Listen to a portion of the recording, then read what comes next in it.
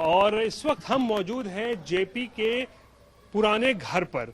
आपको हम दिखा रहे हैं तस्वीरें उनके पुराने घर की। ये जो है घर 4 कमरों का ये एक छोटा सा घर है। अभी भी जो आप देख सकते हैं खपड़ैल का ही ये घर है और इस घर को बचाने की पूरी कोशिश जो है वो सरकार द्वारा भी की जा रही है, क्योंकि ये पूरा का पूरा इलाका जो है वो बाढ़ग्रस्त क्षेत्र है। तो हर साल यहाँ पर मरम्मत कराई जाती है कि किसी तरीके से जेपी की जो ये याद है, उनका जो ये आवास है, उनको बचाया जा सके। और इस वक्त हम ये देख सकते हैं ये अतिथि कक्ष है, जेपी का अतिथि कक्ष, जहाँ पर वो मेहमानों से मिला करते थे। जो मेहमान आते थे यहीं पर रहते थे। और इस यहाँ पर आप देख सकते हैं पुराना सिलाई और का मशीन है यहाँ पर रखा हुआ।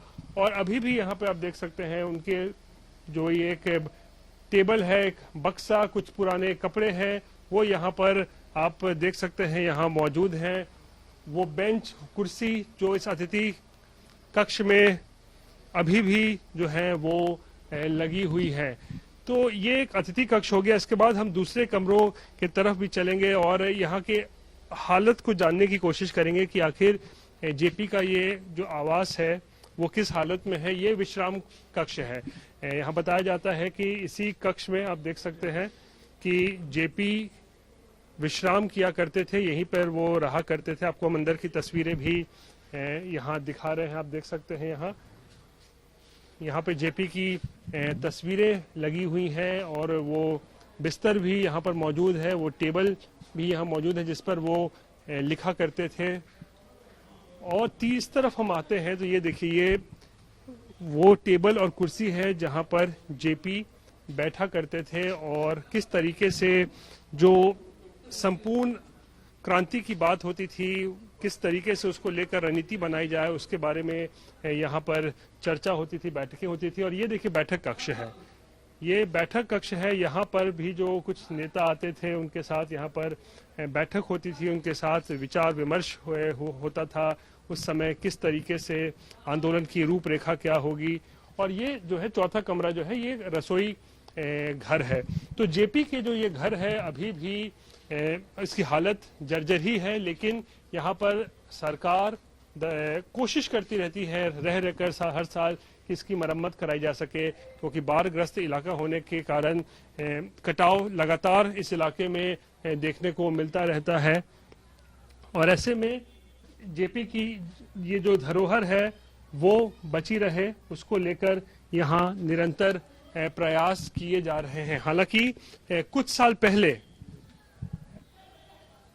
पहले एनडीए सरकार, जो बिहार की एनडीए सरकार थी, उस समय जब बीजेपी और जनता दल यूनाइटेड की सरकार थी, जेपी की याद में यहाँ पर एक पुस्तकालय बनाया गया था। आप ये हम आपको तस्वीरें दिखा रहे हैं। ये दरअसल एक पुस्तकालय है जो बिहार सरकार ने कुछ वर्ष पहले जेपी की याद में बनाया था। यहाँ पर जेपी से जुड़ी हुई किताबें आपको यहाँ मिल सकती हैं। और प्रधानमंत्री नरेंद्र मोदी जब सत्ता में आए तो उन्होंने भी अपने तरीके से कोशिश की कि किस तरीके से जेपी की जो याद है, जेपी की विरासत है, उसको आगे बढ़ाया जाए, उसको कैसे संभाला जाए।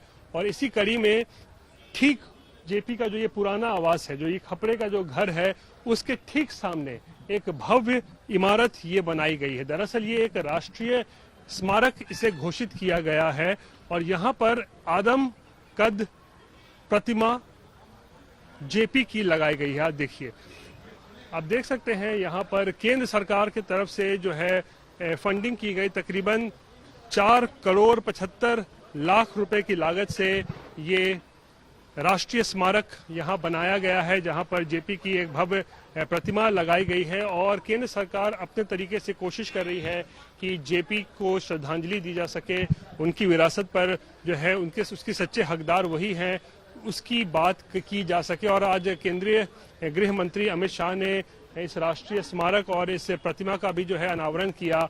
वहीं दूसरी तरफ आप देखें, अगर पीछे हम दिखाएं तो यहाँ बिहार सरकार द्वारा बनाई गई जेपी की याद में एक स्मृति भवन और ये पुस्तकालय है। तो यहाँ पर आप देख सकते हैं किस तरीके से ऐसा लगता है मानो एक जंग सी छिड़ी हुई है जेपी के विरासत को लेकर कि आखिर जेपी के विरासत का सच्चा हकदार कौन है।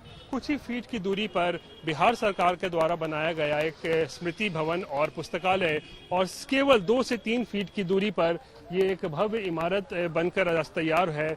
इसका आज उद्घाटन किया गया है। यहाँ पर एक प्रतिमा जेपी की बड़ी लगाई गई है और बीजेपी अपने तरीके से यहाँ जेपी को श्रद्धांजलि दे रही है, उनको याद कर रही है। लेकिन जिस तरीके से ये 2 भवन बिल्कुल चंद फीट की दूरी पर बने हुए हैं, उससे ये साफ स्पष्ट होता है कि जेपी के अनुयायी कौन है, उनके विरासत का सच्चा हकदार कौन है।